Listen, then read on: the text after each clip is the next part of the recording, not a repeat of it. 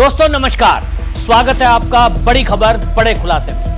दोस्तों 2014 के बाद से भारत के अंदर मोदी सरकार आई तो चमत्कार होने लगे और मोदी ने जो भ्रष्टाचार पर लीकेज पर लगाम लगाई उसके कारण आज देश के 17 करोड़ लोग गरीबी से बाहर आ चुके हैं। और इतना ही नहीं, भारत दुनिया का चौथा सबसे समान देश बन गया है। वर्ल्ड बैंक के डाटा के अनुसार 2011-12 और 2022-23 के बीच आय की असमानता और अत्यधिक गरीबी में काफी कमी देखने में आई है, जिसमें अमेरिका, यूके, चीन को भारत ने पीछे छोड़ दिया।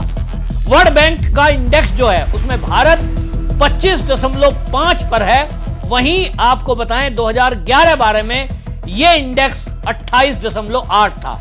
यानी कांग्रेस की सरकार में जो वर्ल्ड बैंक का इंडेक्स है उसमें भारत की रैंकिंग 28.8 लगभग 29 थी, आज भारत की 25.5 है। तो गरीबी में तेजी से भारत में गिरावट आई है, जिसके कारण अत्यधिक गरीबी 16% से घटकर 2% पर आ गई।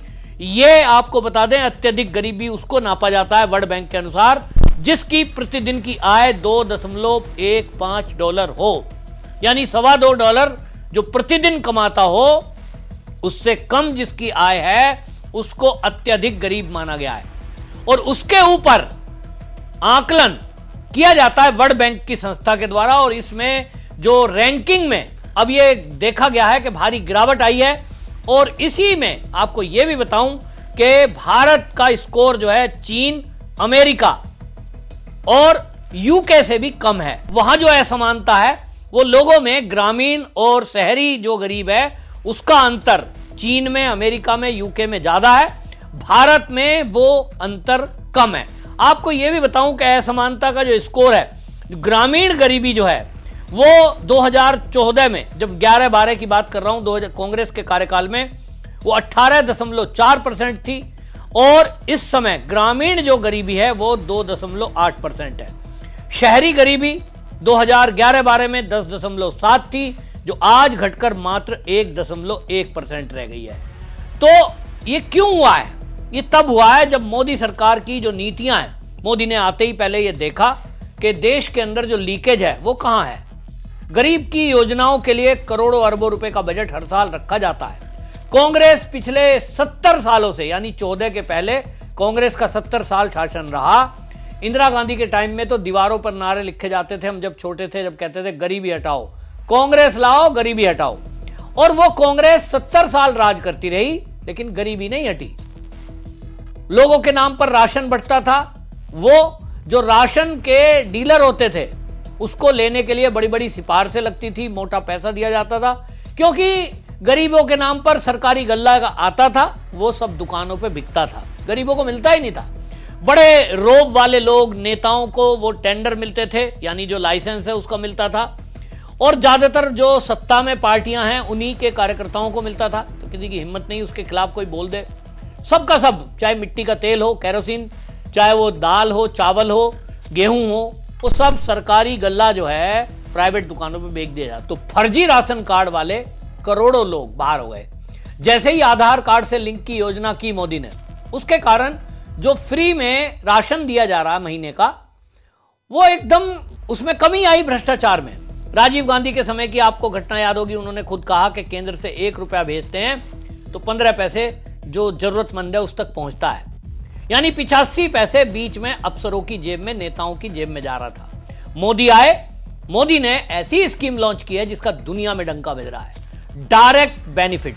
ये जो डायरेक्ट बेनिफिट है, ये आप सोचिए, मोदी सरकार केंद्र में आई, ये भी वही उसी अगर ढर्रे पे चलती जो कांग्रेस चल रही थी, तो शायद भारतीय जनता पार्टी के जो नेता हैं, जो पार्टी है, वो तो अभी तक सबसे रिच बन गई होती, अभी भी है, लेकिन भ्रष्टाचार से। क्योंकि जो इसमें मंत्री बने हुए हैं, अधिकारी हैं, वो तो मौज मारते, लेकिन मोदी जी ने तय किया कि ये डायरेक्ट बेनिफिट ट्रांसफर होगा, ये खाते में पैसे जाएंगे, और जब खाते में जाते हैं उसकी पूरी डिटेल होती है, वहां भ्रष्टाचार का कोई चांस नहीं होता। और इसीलिए सरकार की योजनाओं का लाभ गरीब तक, नीचे तक मिला। भारत में इसका बेनिफिट मिला, लेकिन चीन में जो असमानता का स्कोर आपको बता दूं, भारत की जो रैंकिंग है वो 25.5 है, चीन की 35.7, तो अमेरिका की 41.8 अंक है। और यह कारण यह है कि चीन में भी भ्रष्टाचार भारत से ज्यादा है, अमेरिका में भी भ्रष्टाचार भारत से ज्यादा है। तो इसका मतलब यह हुआ कि मोदी सरकार ने भ्रष्टाचार पर लगाम लगाई है। कांग्रेस के कार्यकाल में जो भ्रष्टाचार था उस पर लगाम लगी है। आप भी जहां भी रहते हो, आप अपने आसपास अगर नजर डालेंगे तो आप देखेंगे आपके आसपास कोई गल्ले की दुकान हो जहां राशन मिलता हो, आप कभी वहां जाइए, लोगों से बात करिए। जो बेनिफिशियरी हैं वो आपको बताएंगे कि हाँ भाई, जब से मोदी सरकार आई है बायोमेट्रिक हो गया है, अब अंगूठा लगाना पड़ता है परिवार के व्यक्ति को, तभी वो राशन ट्रांसफर होता है। आज की डेट में गल्ले की दुकान चलाने वाले जो राशन डीलर हैं वो सामान को दुकानों पे नहीं बेच सकते कि उठाया सारा ट्रक का ट्रक चला गया बाजार में, उनकी कंप्लेंट हो जाती है। आम लोगों को उसकी जानकारी है कि उस एरिया में जो डीलर की चेकिंग करने वाले हैं उनका नंबर क्या है, नेताओं तक पहुंच सकते हैं, सरकार को आप ऑनलाइन कंप्लेंट कर सकते हैं। और इसीलिए यह काम हुआ कि 171 मिलियन लोग गरीबी रेखा से बाहर आए, यानी 17 करोड़ के करीब जो लोग हैं वो गरीबी रेखा से बाहर आ गए। तो ग्रामीण और शहरी गरीबी का अंतर और कांग्रेस के कार्यकाल का और अब का तो अंतर अगर बात करें, जैसा मैंने कहा, कहां 10.7% शहरी गरीब, आज की डेट में 1.1। ये जो बातें बनाते हैं ना मोदी ने किया ही क्या है, उनको ये आंकड़े डाटा जरूर देखना चाहिए और इस वीडियो को जरूर आपको शेयर करना चाहिए ताकि देश को पता लगे कि एक जब सत्ता में कोई ईमानदार व्यक्ति आता है तो उस व्यक्ति के आने से कितना फर्क पड़ता है। इसी तरह आप देखिए जहां जहां भारतीय जनता पार्टी की सरकारें हैं, ये जो लीकेज है इसको बंद किया गया है। आज की डेट में जो सरकारी योजनाएं हैं उसका लाभ पूरा का पूरा मिल रहा है। भ्रष्टाचार नहीं है, कंप्लेंट पर कार्रवाई होती है। ऐसा नहीं है कि भ्रष्टाचार पूरी तरह खत्म हो गया है भारत से, भ्रष्टाचार है, लेकिन आज की डेट में यदि आपकी नजर में कोई भ्रष्टाचार है और आप नेताओं तक उसकी कंप्लेंट पहुंचाते हैं, उस पर एक्शन होता है। उत्तर प्रदेश में तो आप देखिए योगी आदित्यनाथ वो नेता हैं जिन्होंने कई बड़े अधिकारियों को इस तरह से सस्पेंड ही नहीं, जेल तक करा दिए। भ्रष्टाचार के मामले में पकड़े जाओगे, सरकारी पैसा खाओगे तो जेल जाओगे। भारत में 65% अत्यधिक गरीबी का जीवन जीने वाले वो जो लोग हैं, ये भी इसमें आंकड़ा आया कि 5 राज्य हैं ऐसे जिसमें बिहार, पश्चिम बंगाल, मध्य प्रदेश, महाराष्ट्र और अंत में यूपी, ऐसे 5 रैंकिंग की गई कि 5 ऐसे ये प्रदेश हैं जहां 65% में जो लोग हैं वो अत्यधिक गरीबी का जीवन यापन कर रहे हैं आज की डेट में भी। तो जनसंख्या के हिसाब से यूपी बड़ा है, मध्य प्रदेश बड़ा है और इसीलिए अभी डायरेक्ट बेनिफिशियरी जो उनको योजनाओं का लाभ मिल रहा है उससे धीरे धीरे उनकी स्थितियों में सुधार आ रहा है। लेकिन ये बहुत बड़ी बात है कि देश के 17 करोड़ लोग जो गरीबी रेखा से बाहर गए हैं। दूसरी सबसे बड़ी बात यह है कि जो गरीबी का अंतर है वो घटा है। आज की डेट में भारत के अंदर आप ऐसा कोई एक घटना नहीं सुनते जहां आपको यह पता लगे कि भूख से किसी की मौत हो गई। कांग्रेस के कार्यकाल में इस तरह की घटनाएं सुनने को मिलती थी। आज की डेट में जब सरकार महीने का राशन दे रही है वो नीचे तक जा रहा है। ये बात अलग है जहां बीजेपी की सरकार नहीं है, उन राज्यों में अभी भी वो नहीं चल पा रहा है, लेकिन केंद्र ने कोशिश की है, बायोमेट्रिक कर दिया है सभी को। और बायोमेट्रिक होने के कारण राज्य में अगर भ्रष्टाचार है भी तो भी वो नहीं चल पा रहा है।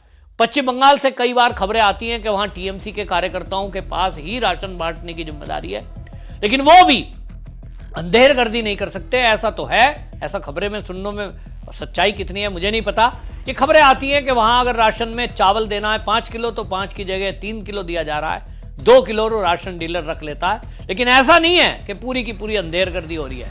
तो ये जो केंद्र ने रोका है इसके कारण देश प्रगति कर रहा है। और जो लोग ये पूछते थे कि मोदी ने किया क्या है, उनको ये आंकड़े जरूर देखने चाहिए जो कि वर्ल्ड बैंक के आंकड़े हैं। आपकी इस पर क्या राय है कमेंट जरूर करें, वीडियो को शेयर जरूर करें और ऐसे लोगों को जरूर करें जो ये सवाल पूछते हैं मोदी के आने से बदला क्या है। वंदे मातरम।